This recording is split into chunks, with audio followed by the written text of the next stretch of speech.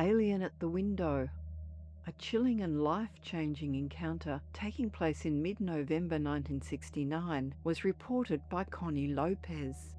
At that time, living in Los Angeles, California, she had just given birth to her third child and was a stay-at-home mum caring for the newborn and his two older sisters. She had placed his crib in the corner of her and her husband's bedroom so that she could check on the baby when needed throughout the night. As anticipated, Connie was awoken in the wee hours by a sound, assuming that it was her son needing attention. But as she listened, she realised that the strange noise was coming from the large picture window just above the baby's crib. Eerily, it sounded like someone was rubbing their fingers against the window glass to produce the squeaking sound. Connie peered up at the window, where she viewed what was the single greatest shock of her life. A 6-foot-tall, obviously alien figure stood with its hands pressed up against the window while staring down intently at her infant son. The being seemed to be trying to find a way to open the window, which fortunately could not be physically opened as it was sealed into the wall. Astonished and even disbelieving at what she was observing, Connie's attention was drawn to the hands of the being, which had protrusions like suction caps on the end of each finger. Its hands were virtually stuck to the window glass like the suckers of an octopus as it pushed repeatedly up and to the side in trying to open the window, while making that unnerving squeaking noise. Thankfully, the window showed no signs of moving as Connie, realising that she was wide awake and not dreaming, looked up to examine the face and form of the figure, which was clearly not human. It did have arms, legs and a head, but its long skinny limbs and greyish skin were evident. Facially, its huge eyes were very dark, while its mouth and nose were tiny and its large head completely bald. It appeared to be wearing no clothes. With its bizarre hands and fingers trying feverishly to open Connie's window, she realised with a flash of panic that it was focusing on her baby, staring intently at the infant and not even seeming to notice her. She quickly reacted, sitting up in bed to make her way to the crib to save him.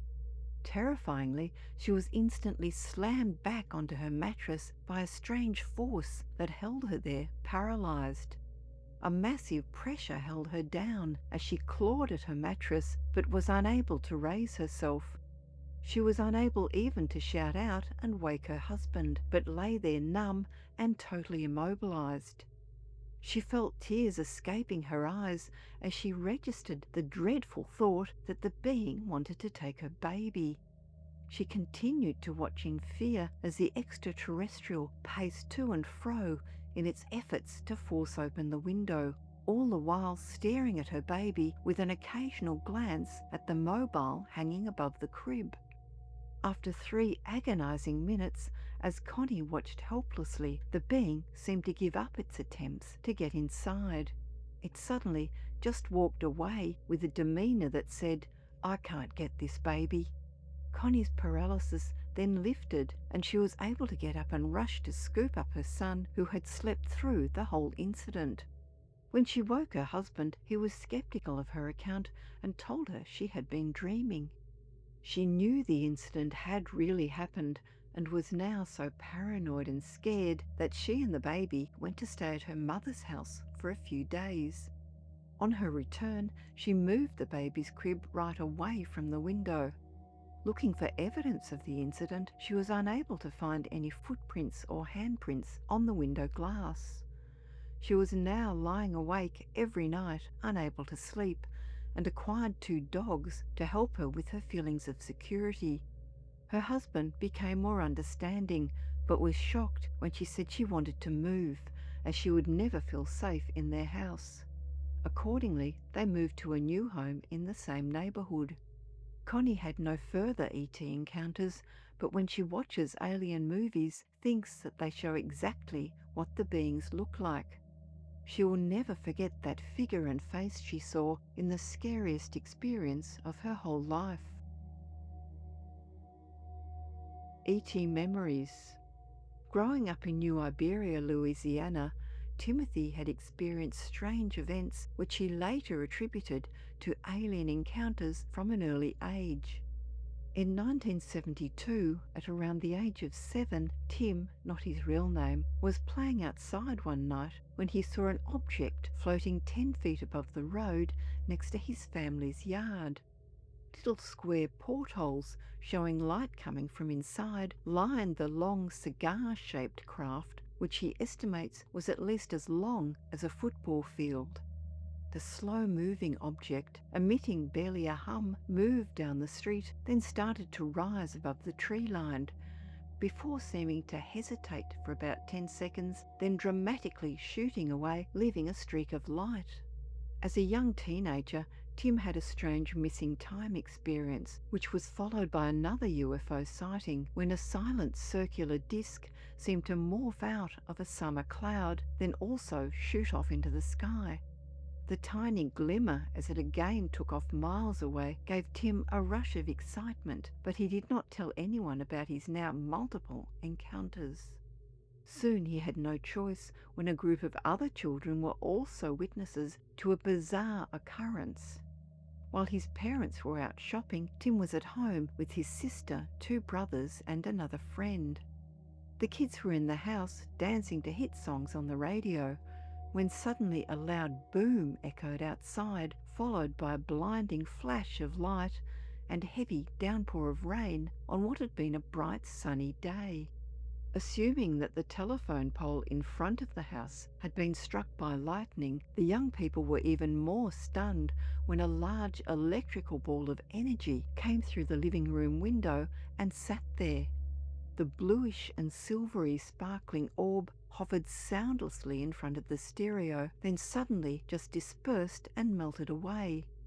Within moments, Tim's parents had drawn up in the driveway, and on running to meet them and relate what had happened, the children found it bright and sunny. The ground wasn't even wet, and there was no damage to the telephone pole. Naturally, they weren't believed, but the kicker came for Tim when he started to remember what had really happened. Frozen time for the others, but an astonishing encounter for him. Tim recalled the music suddenly stopping, the other children freezing in place, and 3 small greyish figures who came floating through the window and walls. The grey, shadowy beings seemed as if their molecular makeup was vibrating extremely fast and hard, appearing out of focus until they then started to rematerialise. Tim then remembers that the beings took him until he returned back to the reality of the other kids, the boom, the flash, and the glowing orb. He now had 2 separate memories of the same incident and believes he may have been abducted. At the time, Tim had not even heard of Greys, but was soon to experience further unexplained missing time events and alien dreams, waking up from one with an injury incurred in a fight with the ETs. He also had flashbacks wherein he could describe the inside of UFOs, an anti-gravity space he called the waiting room, where he met other humans, and conditions in the craft's control room. Often a creeping amnesia blunts his memories, but a strong recollection is that of 2 young, inexperienced aliens playing what seemed like a training exercise game as they debated manoeuvres in practicing their flying skills. Tim still does occasionally see the Greys, and he hasn't pursued hypnosis as his memories continue to resurface. Hair-raising. The blanket amnesia experienced by many abductees does not apply to Teresa Healy. Now in her 60s, she remembers most of the numerous incidents, not always favourably, of having been paralysed, moved from her room, and physically examined by alien beings. Her first experience took place when she was 5 years old and living in her childhood home in Illinois. Teresa, a pseudonym for privacy, woke up one night to a loud buzzing noise which filled her room, then found herself paralysed. Suddenly there was a strange transition, and she was inside an unfamiliar space and surrounded by unknown beings. The young girl screamed in terror as they seemed to be physically examining her. After a few minutes, she broke the paralysis and was again in her bedroom. Each of her many abductions followed this pattern, starting with the buzzing noise and followed by a shift to the strange, brightly lit space where she would be lying on a gurney and the weird creatures would examine her. The encounters could start with her being awoken from a deep sleep, but also sometimes begin when she was wide awake.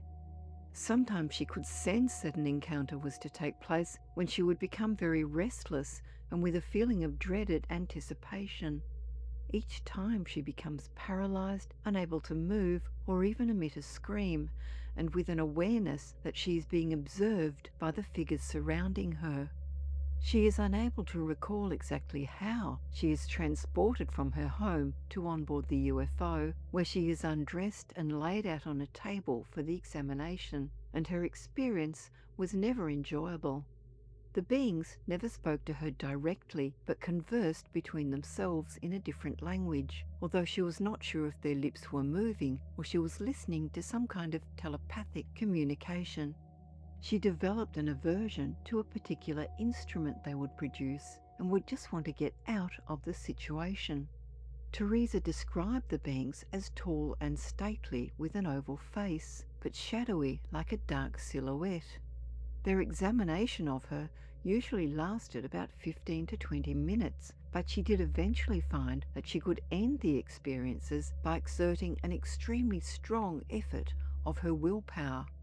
When her encounters started, Teresa never associated them with UFOs, as it was before people even began talking about flying saucers and aliens. Her realization of the link came much later when she was driving one night with her mother in the passenger seat from Illinois to Ohio. It was now about 1966. Suddenly, she and her mother observed what she called a huge luminous object moving directly towards their car over the road at treetop level. The two women looked at each other in shock as the massive illuminated craft hovered directly overhead. Both felt their hair stand up on end and also immediately experienced splitting headaches, which Teresa recognized as accompanying many of her earlier bedroom intrusions. Her first impulse was to stop the car and get out, but her terrified mother pleaded with her to keep driving, and the pair sped away, leaving the UFO still hovering behind them. It was only after this incident that Teresa connected her earlier abductions with UFOs, a link that was confirmed when more UFO sightings by other witnesses were reported in her area. Her dozens of encounters, occurring with no real pattern, thankfully became more infrequent, which she attributed to either her hostile response to the extraterrestrials' interventions or that she became less interesting as she grew older. However, she doesn't believe she was used for any reproductive function, bearing no unusual marks or scars on her body. But she did become concerned when her son briefly alluded to similar bizarre nighttime experiences. Teresa feels that she has gained nothing from her unpleasant abduction experiences, no messages or glimpses of knowledge, apart from the development of her personal strength and willpower in countering the adversity. However, neither does she feel any unreasonable fear or that the aliens are bad. The best she can say about them now is that they are very advanced.